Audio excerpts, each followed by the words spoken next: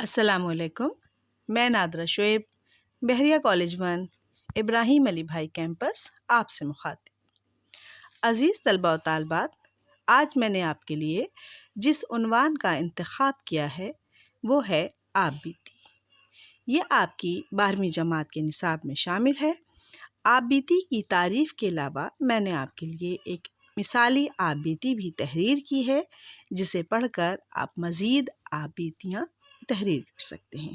تو آئیں چلتے ہیں سب سے پہلے آپ بیتی کے مفہوم کی طرف۔ آپ بیتی کا مفہوم ان الفاظ سے بھی ظاہر ہوتا ہے: خود گزشت، خود نوشت، ترجمہ حال، سوانح حیات، ہڈ بیتی، سرگزشت، تزک اور انگریزی میں آٹو بایوگرافی آپ بیتی کے مفہوم کو واضح کرنے کے لیے استعمال کیا جاتا ہے۔ اب ہم آپ بیتی کی تعریف سے آگاہ ہوں گے۔ خود نوشت یا آپ بیتی یک نثری ادبی صنف ہے جو بنیادی طور پر مغرب سے اردو میں شامل ہوئی ہے۔ خود نوشت کا محور مصنف کی اپنی شخصیت ہوتی ہے۔ اس کے علاوہ بن باز کی زندگی، قید کے حالات، نظر بندی کے دور کے حالات و واقعات کا ذکر بھی آپ بیتی کے ذریعے ممکن ہے۔ اچھا، فنی اعتبار سے آپ بیتی ایک ایسی تحریر ہے جس میں خود پر گزرے ہوئے اچھے اور برے حالات کے علاوہ صدمات اور تاثرات کا بھی اظہار کیا جا سکتا ہے۔ آپ بیتی لکھنے والے اپنے حالات و واقعات کے لیے بہترین انداز اور الفاظ سے دلچسپی پیدا کر کے قاری کی توجہ حاصل کر لیتے ہیں۔ اچھا، یہ یاد رکھیے گا کہ آپ بیتی کوئی فرضی قصہ یا کہانی نہیں ہوتی ہے۔ اب ہم آپ بیتی کے بارے میں مختلف مفکرین نے جو رائے دی ہیں ان سے آگاہی حاصل کریں گے۔ سب سے پہلے دیکھیے ڈاکٹر سید عبداللہ کیا کہتے ہیں: آپ بیتی یا خود نوشت سوانح عمری کی صنف دوسروں کی لکھی ہوئی سوانح عمریوں کے مقابلے میں خاصی نارسا اور ناقص چیز ہے۔ اس کے راستے میں 2 بڑی رکاوٹیں ہیں: دوسروں کا خوف اور اپنے آپ سے محبت۔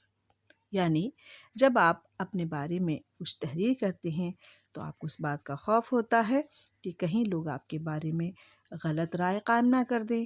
اس کے علاوہ اگر آپ کچھ ایسی باتیں لکھنا چاہیں جن سے کہ آپ کے جو معاملات ہیں اس میں کوئی خرابی پیدا ہو سکتی ہے، تو ظاہر ہے کہ پھر آپ کی اپنے آپ سے محبت غالب آ جاتی ہے۔ ڈاکٹر عامر رضا کیا کہتے ہیں، دیکھیے گا۔ ڈاکٹر عامر رضا کہتے ہیں کہ خود نوشت سوانح عمری کی تعمیر اگرچہ خود مصنف صرف اپنی یادداشت کی بنیاد پر کرتا ہے، لیکن محض یادداشت کی بنیاد پر خود نوشت سوانح مرتب کرنا درست نہیں ہے۔ اس سے مراد یہ ہے کہ جب مصنف اپنی جو ہے خود نوشت یا آپ بیتی تحریر کرنا شروع کرتا ہے تو عام طور پر وہ جو اپنی جو یادداشت ہے اس کو کھنگالتا ہے اور اس میں ہونے والے اہم واقعات کو لکھنا شروع کر دیتا ہے۔ تو ڈاکٹر عامر رضا کے نزدیک یہ طریقہ وہ کہتے ہیں کہ درست نہیں ہے۔ ڈاکٹر سید طفیل احمد کہتے ہیں کہ آپ بیتی کسی انسان کی زندگی کے تجربات و مشاہدات، محسوسات اور نظریات کی مربوط داستان ہوتی ہے جو اس نے سچائی کے ساتھ بے کم و کاست قلم بند کرتی ہوتی ہے۔ اچھا، مشتاق احمد یوسفی جیسے آپ کو پتہ ہے کہ مزاح ذکار ہیں، تو ان کے کہنے کا انداز ہی الگ ہے۔ وہ کہتے ہیں کہ آپ بیتی میں ایک مصیبت ہے کہ اپنی بڑائی آپ بیان کرتے ہیں تو خود ستائی کہلائے گی، اور جھوٹ موٹ اپنی برائی خود کرنے بیٹھ جائیں تو یہ احتمال کہ لوگ جھٹ یقین کر لیں گے۔ اب ہم آپ کے لیے ایک مثالی آپ بیتی پیش کرتے ہیں، دیکھیے گا۔ اس طرح آپ کو کیا ہوگا، اس طرح آپ کو آپ بیتی لکھنے کا ایک سلیقہ آ جائے گا۔ تو جو میری آپ بیتی ہے اس کا میں نے عنوان لکھا ہے: ایک دلچسپ اور یادگار واقعہ۔ آئیں سنتے ہیں اور دیکھتے بھی ہیں۔ اچھا سنیں۔ موسم سرما کی تعطیلات کا اعلان ہوتے ہی ہم سب بہن بھائیوں میں سن کر خوشی کی لہر دوڑ گئی کہ امی ابو نے گاؤں میں یہ چھٹیاں گزارنے کا ارادہ کیا ہوا ہے۔ دادا دادی اور دیگر رشتہ داروں سے ملنے کی خوشی نے ہم سب میں جوش و خروش پیدا کر دیا۔ سب لوگ جلدی جلدی تیاری کرنے لگے۔ آخرکار روانگی کا دن آ گیا۔ ہم سب ٹیکسی کے ذریعے اسٹیشن پہنچے۔ حسن اتفاق ریل گاڑی وقت پر آ گئی۔ ہم سب اس میں سوار ہو گئے۔ گاڑی نے سیٹی بجائی اور ہم اپنی منزل کی طرف روانہ ہو۔ تمام راستہ خوشگوار انداز میں کٹا۔ اسٹیشن پر چاچو ہمیں لینے آئے ہوئے تھے۔ گھر میں سب سے دادا دادی سے مل کر ان کی دعائیں لی، پھر دیگر رشتہ داروں سے ملے۔ چونکہ میں دادا کی لاڈلی ہوں اس لیے ان کی گود میں رکھ کر سکون سے لیٹ گئی۔ رات کو کھانے سے فارغ ہو کر ہم سب بہن بھائی باتیں کرنے لگے۔ اچانک ایسا لگا جیسے صحن میں کوئی چل رہا ہے۔ آواز سن کر ہم سب کے کان کھڑے ہو گئے۔ کیونکہ ہمیں بہادری دکھانے کا زیادہ شوق تھا اس لیے سب کے منع کرنے کے باوجود باہر نکل کر صورتحال جاننے کے لیے کمر باندھ لی۔ باہر زیرو پاور کا بلب اونگتی ہوئی روشنی پھیلا رہا تھا۔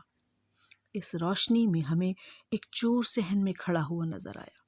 دل نے کہا یہی بہترین موقع ہے جب ہم سب کے سامنے اپنی بہادری کا سکہ جما سکتے ہیں۔